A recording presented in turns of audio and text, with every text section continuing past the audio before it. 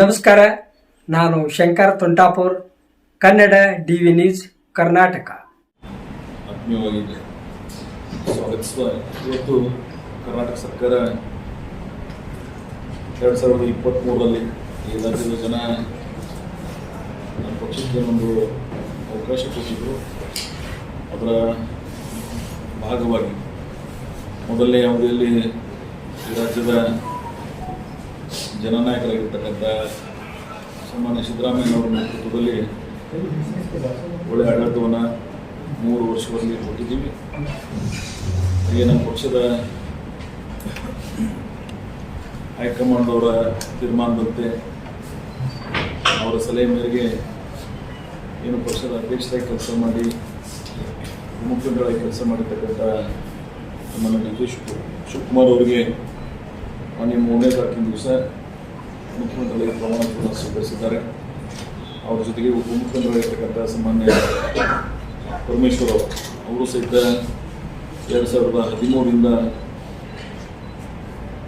10ರಿಂದ 18ರವರೆಗೆ 8 ವರ್ಷ ಪಕ್ಷದ ಅಧ್ಯಕ್ಷರಾಗಿ ಸೇವೆಯನ್ನು ಸಲ್ಲಿಸಿ ಅದರ ಪ್ರಯುಕ್ತ ಇವತ್ತು 2ನೇ ಬಾರಿಗೆ ಉಪಮುಖ್ಯಮಂತ್ರಿಯಾಗಿ ಅಧಿಕಾರವನ್ನು ಪದಗ್ರಹಣ ಮಾಡಿದ್ದಾರೆ.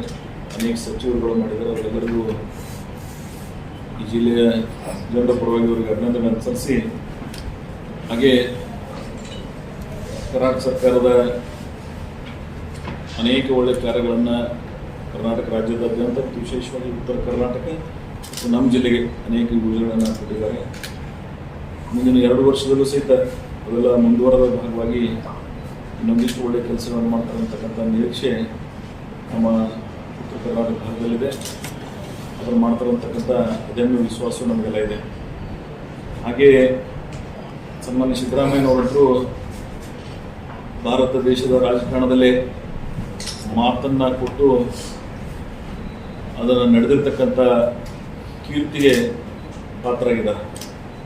ಸೊ ಇತ್ತೀಚಿನ ವರ್ಷಗಳಲ್ಲಿ ರಾಜಕಾರಣವನ್ನು ನಾವೆಲ್ಲ ಗಮನಿಸ್ತಿರ್ತೀವಿ. ಒಂದು ಸಣ್ಣ ಹುದ್ದೆಯನ್ನು ಬಿಟ್ಕೊಡ್ಬೇಕಾದ್ರೂ ನಾವೆಲ್ಲ 40 ವರ್ಷ ರಾಜಕಾರಣದಾಗ ಜಿಲ್ಲಾ ಪಂಚಾಯತ್, ತಾಲೂಕ್ ಪಂಚಾಯತ್, APMC, ಪುರಸಭೆಗಳು ನೋಡ್ತಿರ್ತೀವಿ ನಾವು. ನಾನೇ ಭಾಳ ಜನರಿಗೆ ಅವಕಾಶ ಕೊಟ್ಟಿನಿ. ಅದರ ಅಧಿಕಾರ ಬಿಡೋ ಸಂದರ್ಭ ಏನೆಲ್ಲ ಅವಾಂತರಗಳಾಗ್ತಾವೆ ನೋಡಿದ್ದೀವಿ ನಾವು.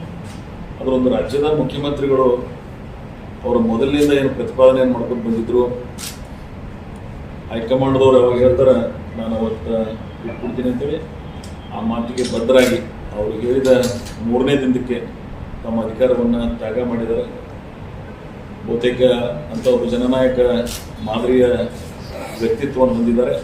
ನಾನು ವಿಶೇಷವಾಗಿ ಅವರಿಗೆ ಈ ಸಂದರ್ಭದಲ್ಲಿ ಅಧಿಕಾರದಿಂದ ನಿರ್ಗಮಿಸಿರ್ಬೋದು, ಆದರೆ ಈ ರಾಜ್ಯದ ಜನಮಾನಸ್ಸಿನಲ್ಲಿ ಶಾಶ್ವತವಾಗಿ ಅವರ ಹೃದಯದಲ್ಲಿ ಅವರು ನೆಲೆ ಊರಿದ್ದಾರೆ ಅಂತೇಳಿ ನಾನು ಭಾವಿಸ್ಕೊಂಡಿದ್ದೀನಿ. ಅಂಥ ವ್ಯಕ್ತಿತ್ವಕ್ಕೆ ನಾನು ಇನ್ನೊಮ್ಮೆ ಅಭಿನಂದನೆಗಳನ್ನು ಸಲ್ಲಿಸಿ, ಹಾಗೆ ಉಪಮುಖ್ಯಮಂತ್ರಿಗಳಾಗಿ ಪಕ್ಷದ ಅಧ್ಯಕ್ಷರಾಗಿ ಒಳ್ಳೆಯ ಸೇವೆಯನ್ನು ಮಾಡಿರ್ತಕ್ಕಂಥವ್ರಿಗೆ ಇವತ್ತು ನಾಯಕತ್ವ ಅವಕಾಶ ಮಾಡಿದೆ. ಅವರು ಸಹಿತ ಭಾಳ ವಿಷನರಿ ಆಗಿ ಅಧಿಕಾರ ಪದಗ್ರಹಣ ತಗೊಂಡ ದಿನಾನೇ ಒಂದು 6 ಯೋಜನೆಗಳನ್ನು ವಿಶೇಷವಾಗಿ ವಿದ್ಯಾರ್ಥಿಗಳಿಗೆ ಅನೇಕ ಯೋಜನೆಗಳನ್ನು ಇರ್ತಕ್ಕಂಥ ಒಂದು ಪ್ರಯತ್ನವನ್ನು ಮಾಡ್ತಾ ಇದ್ದಾರೆ. ಹಾಗೆ ಕಾಮನ್ ಮ್ಯಾನ್ ಅಂತಕ್ಕಂಥ ಚಿಂತನೆಯಿಂದ ಅವರು ಸಹಿತ ಈ 7-8 ದಿನಗಳಲ್ಲಿ ಅವ್ರನ್ನ ಗಮನಿಸಿದ್ರೆ ಏನೋ ಒಂದು ಹೊಸ ಆಶಾದಾಯಕ ಭಾವನೆಯನ್ನು ನೋಡ್ತಾ ಇದೆ. ಸೊ ಒಟ್ಟಾರೆ ಕರ್ನಾಟಕ ಸರ್ಕಾರದಲ್ಲಿ ಈ ರಾಜ್ಯದ ಪ್ರಗತಿಗೆ ಕಾಂಗ್ರೆಸ್ ಯಾವಾಗಲೂ ಸಹಿತ ಕಟಿಬದ್ಧವಾಗಿ ಈ ರಾಜ್ಯವನ್ನು ಅತಿ ಹೆಚ್ಚು ಆಳಿರ್ತಕ್ಕಂಥ ಪಕ್ಷ ನಾವು. ಸೊ ಈ ಪಕ್ಷ ತನ್ನದೇ ಆದಂಥ ಅನೇಕ ಯೋಜನೆಗಳನ್ನು ಜನಮಾನಸದಲ್ಲಿ ಶಾಶ್ವತವಾಗಿ ನೆಲೆಯೂರ್ತಕ್ಕಂಥ ಕಾರ್ಯ ನಾವೆಲ್ಲ ಹಂಚಿದ್ದೇವೆ.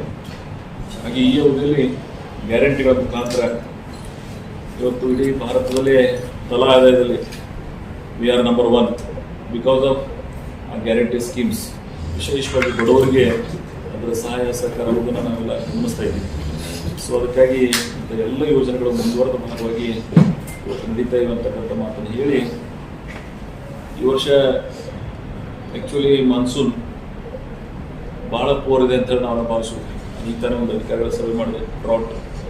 ಬಿಕಾಸ್ ಡ್ರಾಟ್ ಮೋರ್ ಇಫೆಕ್ಟೆಡ್ ತಾಲೂಕುಗಳಲ್ಲಿ ಮೊದಲಿನಿಂದೂ ಸಹಿತ ಇಂಡಿ ಇದ್ದದ್ದನ್ನು ನಾವೆಲ್ಲ ಗಮನಿಸಿದ್ದೀವಿ. ನಾನು ಅದಕ್ಕಾಗಿಯೇ ಕುಡಿಯುವ ನೀರಿನ ಲಾಸ್ಟ್ ಪ್ರೆಸ್ ಮೀಟಿಂಗ್ ಹೇಳಿದ್ದೆ ನಾನು ಕುಡಿಯುವ ಟ್ಯಾಂಕರ್ ಮುಕ್ತ ತಾಲೂಕು ಮಾಡಿ ಅಂತೇಳಿ. ಸೊ ಇವತ್ತು ಇಷ್ಟು ಮಳೆ ಕೊರತೆ ಇದ್ದಂಥ ಪ್ರದೇಶ ಸಂದರ್ಭದಲ್ಲೂ ಸಹಿತ